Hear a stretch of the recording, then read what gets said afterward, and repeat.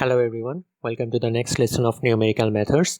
In this lesson we are going to learn about a general solution technique of ordinary differential equation, which is Runge-Kutta method. From now till now we have learned about the Euler's method and the Hans method and midpoints method, which are actually the extension of the original Euler's method. And now we will see that these methods, all of these methods, Euler's method, Hans method and midpoint method, these methods are actually the special cases of Runge-Kutta method.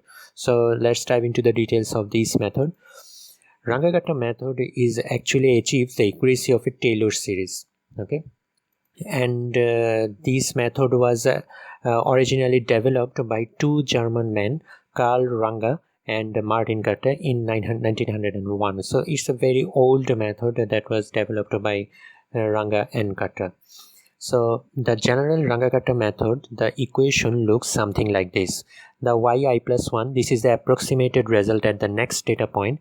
Yi is the present data point, the value of the function at the present data point. H is the step size, and we are just calling the phi function as a new representation as an incremental function. This phi n, this is the phi n function, which is called an incremental function.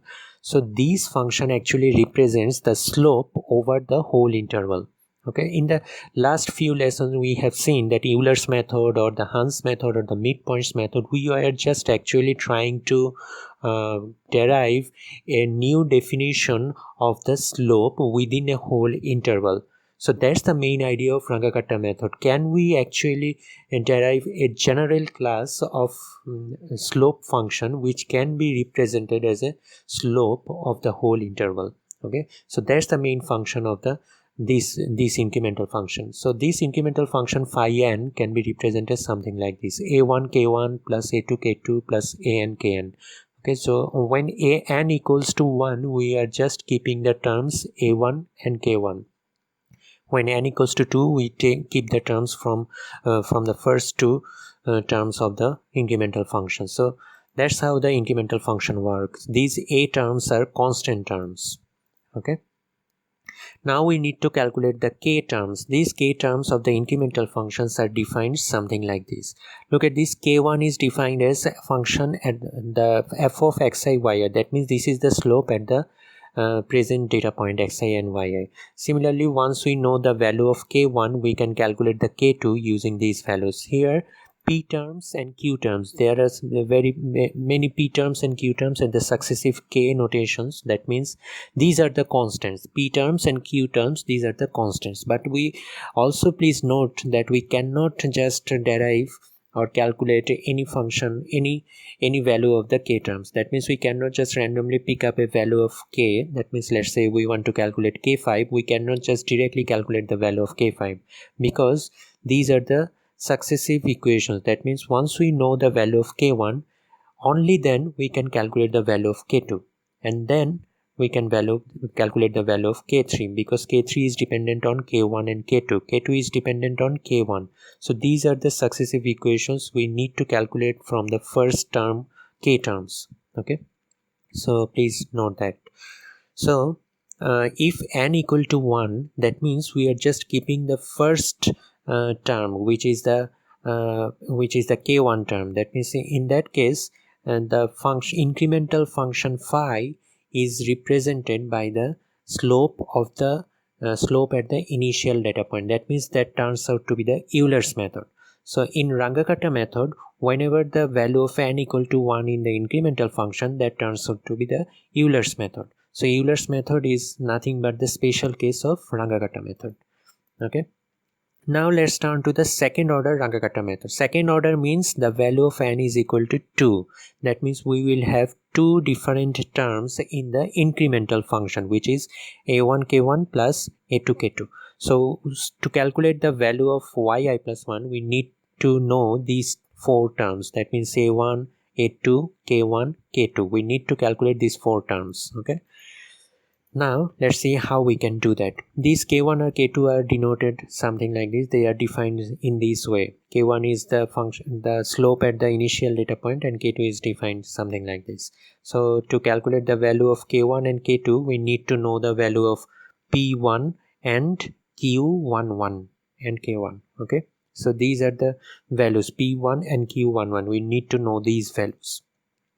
So we can easily expand the original Runge-Kutta equation through a Taylor series expansion. I am not going through the details of the Taylor series expansion. I have already covered those in the lesson 3 actually. And so please, if you want to know the details of Taylor series expansion, go to that lesson and try to grasp the basics of Taylor series expansion. So I am not showing you the detailed calculation. So once we expand the original Runge-Kutta equation through Taylor series expansion method, and the resulting 3 equations, and we just equate the similar terms, we will get 3 different equations, which are something like this: a1 plus a2 equal to 1, a2 p1 equal to half, and a2 multiplied by q11 equal to half. These are the 3 equations that will result whenever we just compare the Taylor series expansion of the Runge-Kutta method and the main Runge-Kutta equation. Okay, so these 3 equations will appear. Also, you can go through the details of these proof in your textbook of Stephenson's book.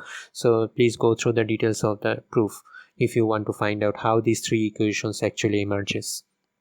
Okay, so from these 3 equations we can calculate the values of P1, Q11, A1 and these terms. Okay, so if you just algebraically modify these 3 equations, you will see that A1 can be represented as 1 minus A2, and P1 and Q11 can be represented as 1 by 2i's A2. So we have just derived 2 different equations from the original 3 different equations. So in these equations we have only one variable of interest, which is A2. So once we know the value of A2, we can easily calculate the other unknown terms. That means A1, P1, Q11. Okay, so we have to know the value of A2. So that's the main target here. Once we know the value of A2, we will know all the different constant terms, and then we can easily know the value of K1 and K2. And once we know the value of K1 and K2, A1 and A2, we can get the value of the approximated result at the next data point. Okay, so our main purpose here is now to calculate the value of A2. But there are infinite number of possibilities for A2. So we will have infinite number of second order Runge-Kutta equations. Okay, so we will now see that for different values of A2, we can actually derive the Hans method or the midpoint methods. Okay, let's see what will happen if A2 equal to half. As we have already said, we have infinite number of possibilities for A2. So now we are going to just consider this special case where A2 equal to half. If A2 equal to half, then A1 is half, and P1 and Q1 can be calculated to be 1. And then the original equation, Runge-Kutta equation, turns out to be something like this, where yi plus 1 is denoted as yi plus half K1 plus half K2. Okay, here K1 is f of xi yi, and if you just calculate K2, which turns out to be xi plus h and yi plus K1h. Okay, so K1, here K1 denotes the slope at the beginning of the interval, and if you just carefully note the value of K2, it denotes the value of the slope at the end of the interval. So the equation that is represented within this red box, this is actually the character equation of the Hans method. So for the special case of A2 equal to half, the Runge-Kutta method, the second order Runge-Kutta method, turns to as a Hans method. Okay, so this Hans method is a special case of Runge-Kutta method. Okay, now let's move on. Let's say we have now A2 equal to 1. What will happen then? Then A1 is equal to 0, but P1 and Q11, those turns out to be half. In that case, the original Runge-Kutta method turns out to be something like this: yi plus K2 into h.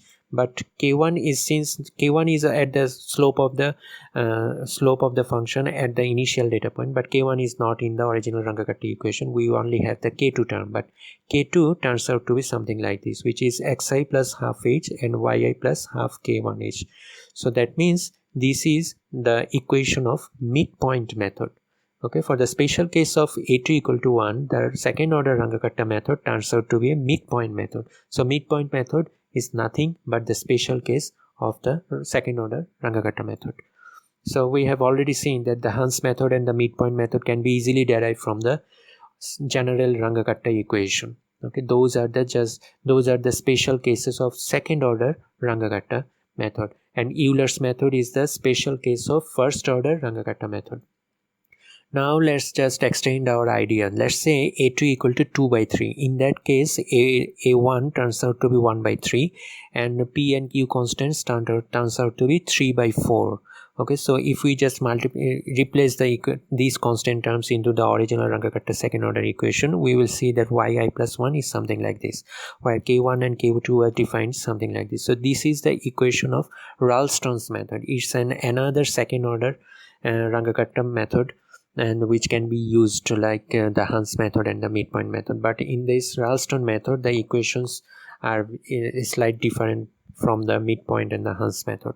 Okay, so we have derived three different cases, second order cases of second order Runge-Kutta method, and we have seen that these special cases have some special ideas. So these special cases like the Hans method or the midpoint method or the Ralston's method, they represent the slope within an interval differently. Okay, so that's the difference. We are just representing the slope with different approaches here. Okay, so now let's see an example. We have this function here. This is the differential equation of first order differential equation, and we need to use the Hans method, midpoint method, and Ralston's method from the RK method. That means the general second order RK method. We are going to use these three methods, and we are going to solve the differential equation from x equal to 0 to x equal to 4 with a step size of 0.5. okay. The initial conditions are given at x equal to 0, y is equal to 1. Okay, so I am not going to go into the details of the solution of this differential equation, because I have already shown that in the previous lessons. So only the equations are different. From Hans method, midpoint method, and Ralston's method, the process is all the same. You have to just change the equations. Okay, so I am not going through the details of the calculation. So I am just summarizing the results here. In this chart, I am showing the Hans method, midpoint method, and the second order Ralston methods here. For if you look carefully, that in case of Hans method, we have a drastically change of errors here. Okay, we have many different error terms which are much larger than the other methods. But in case of midpoint method, we also have error terms, but they do not change so much drastically like the Hans method. And also for the Ralston's method, which has error terms much lower than the midpoint and the Hans method. Okay, so if you just visualize the methods graphically, so that these upper one curve, this is the Euler's method, which have very large error, and then all the other terms, other methods like the Hans method or the midpoint method and the Ral's methods, these are the second order Runge-Kutta methods. Euler's is the first order Runge-Kutta method, and that's why it has a much larger error than the second order cases. The second order Runge-Kutta methods provide a more precise result than the first order case, and that's why the Hans, midpoint, and the Ralston methods have higher accuracy than the Euler's method. Okay, so all of these three second order methods like the Hans, midpoint, and Ralston, they are just situated around the original analytical solution. Okay, so both of them, all of them provide you the better results. So among them, the Ralston method provides you more accurate result than the Hans method and the midpoint method. So for the second order cases, if you want to choose, I would suggest you to choose the Ralston method. Okay, for more precise result. Also, we can now just extend our idea of Runge-Kutta method from the second order to higher order case. Let's say I want to go to third order case, and I have already shown you that in case of second order Runge-Kutta method, we have an infinite number of solutions, and I have just shown you three different special cases of those infinite number of solutions. Similarly, in case of third order Runge-Kutta method, we will have an infinite number of Runge-Kutta solutions, but we are not going to the details of those infinite number of solutions. That would be very much foolish, but I am just going to show you a special case of third order Runge-Kutta method. This is a special third order Runge-Kutta method, and in this equation k1, k2, and k3 are denoted something like this. So I am not showing you the detailed proof of this third order Runge-Kutta method. You can find out the detailed proof in the literature. I am just showing you the equations here for you purpose only to find out the solution of normal differential equation problems. Okay, so in the case of the fourth order Runge-Kutta method, I am just showing you a special method which looks something like this. Okay, this is a special fourth order Runge-Kutta method. Okay, there are different values of a1, a2, a3 and a4. That means a1 is 1, a2 is 2, a3 is 2 and a4 is 1 divided by 6. Okay, so these are the special values of the a constants for a special fourth order Runge-Kutta method, and the k1, k2, k3, k4 terms can be denoted something like this. Similarly, I can show you a fifth order Runge-Kutta method. It is a very popular method which is also known as the Butcher's fifth order Runge-Kutta method, and in this case the k1, k2, k3, k4 and k5 up to k6, these terms are denoted something like this. This is a fifth order Butcher's Runge-Kutta method. Similarly, you can derive 6th order, 7th order, 8th order Runge-Kutta methods, but those would not be necessary because a 5th order Butcher's Runge-Kutta method is more than enough. So let's see an example. We have an equation here. This is the ordinary differential equation, and we need to use the fourth order Runge-Kutta method. I have already shown you the necessary equations for a fourth order Runge-Kutta method, so we are just going to use those equations, and I have the given step size which is 0.5, and the solution range is from x equal to 0 to x equal to 0.5, and I have the initial condition which is y equal to 2 at x equal to 0. So I am just going to use the original fourth order Runge-Kutta equations. I am just showing you the k1, k2, k3, k4 terms here. These terms are in these terms we are just going to find out the values of k1, k2, k3 and k4. K1 is easily calculated by the slope of the function at the initial data point, that means x equal to 0 and y equal to 2. So k1 can be easily calculated from this original differential equation. Once we know the k1, then we can use the value of k1 to find out the value of k2. So in case of k2, we have this term xi plus half h. Xi is the initial data point which is 0, and half h means half of 0.5 which is 0.25, and that's why we are using f of 0.25 comma. We have the y variable which is yi plus half of k1 times h.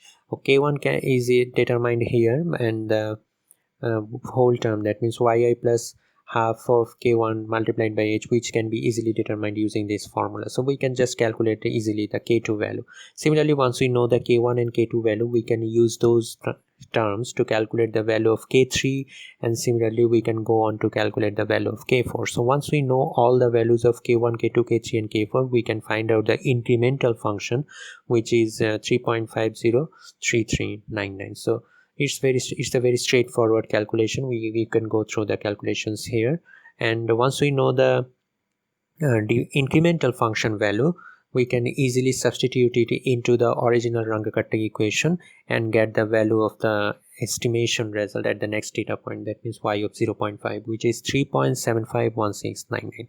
So that's how you use the Runge-Kutta methods of any order.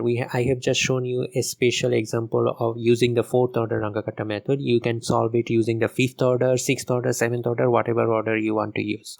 Okay, so if you just compare the Runge-Kutta methods, you see the first order Runge-Kutta method, that means the special case of first order, which is the Euler's method, which has the most actually the least accuracy possible here. And if we use the Hans method and the also the midpoint method or the Ralston's method, those are the second order Runge-Kutta methods. So second order Runge-Kutta methods have much higher accuracy than the first order Runge-Kutta method. Similarly, if you go on to third order Runge-Kutta method, you see third order cases have more precise result than the second order case. Similarly, if you just go on to the higher order Runge-Kutta methods, you see that the higher order cases have lower relative error, that means they have more accuracy. Okay, so also if you just see that if you just increase the order of the Runge-Kutta method, you will also face the problem of computational cost and efficiency. Okay, although those higher order Runge-Kutta methods will have much more accuracy than the lower order Runge-Kutta methods, but those will also encounter you a much larger computational cost. Okay, so you will have to also consider that computational cost.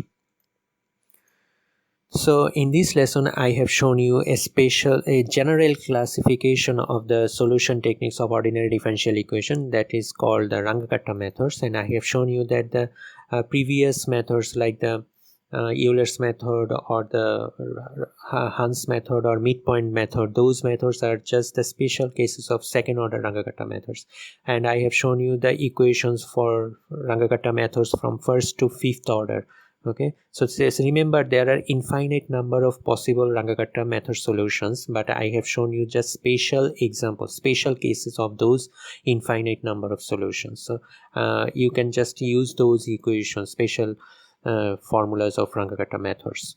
Okay, so I have shown you that the Runge-Kutta methods of higher orders have much higher accuracy than the Runge-Kutta methods of lower order. Okay, so if you just want higher accuracy, you go for the higher order Runge-Kutta methods. So please go through the MATLAB course that I have provided with this video about the Runge-Kutta methods and compare the results of different orders of the Runge-Kutta methods. So in the next lesson, we will learn about another advanced ideas of Runge-Kutta methods like the adaptive Runge-Kutta method in the next lesson. So till then, thank you so much.